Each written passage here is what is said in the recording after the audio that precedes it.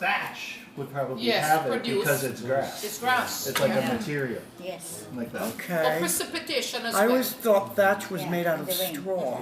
Not really, I don't know. but they have the I guess it skins. could be grass, a grass hut. And So, it's coming down. As Gilda Yes. Radner would Dripping. say, never mind.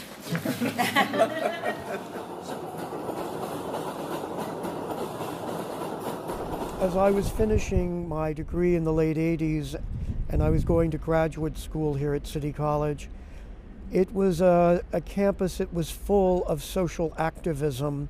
People were always protesting something, wars or nuclear weapons. I got involved in the anti-apartheid protest movement at various times when I was at City College. And also, of course, the AIDS crisis. We were always calling our senators and begging to get funding for the AIDS crisis, particularly in the mid-'80s when it was really ravaging the gay community. I had been bumming around as an actor since the late 1970s, and I was driving a taxi to support myself. I signed up for 15 credits in September of 1986, all enthusiastic about going back to college, and got all my textbooks, and 15 credits was a lot of hours a week. And also I had to drive the cab at least 4 or 5 days a week. So what happened after I started classes, I was enjoying it immensely, and my mother had a terrible stroke. She became half paralyzed in Louisiana.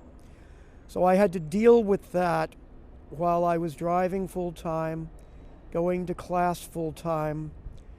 And then another friend of mine named Richard, who was a taxi driver friend of mine, we used to go to the Metropolitan Opera together. We were standees. For years, we would park our cab in front of the opera, and we'd go to the opera, and then we'd go back and drive the rest of the night. Well, Richard was diagnosed with terminal disease that was related to AIDS, and he was hospitalized in late October of '86 as I was going to college, and I had to help care for him while I was trying to deal with my mother long distance, taking 15 credits and driving the taxi. And the reason this was important for me now as I reflect back is because that was the time when I really learned self-discipline.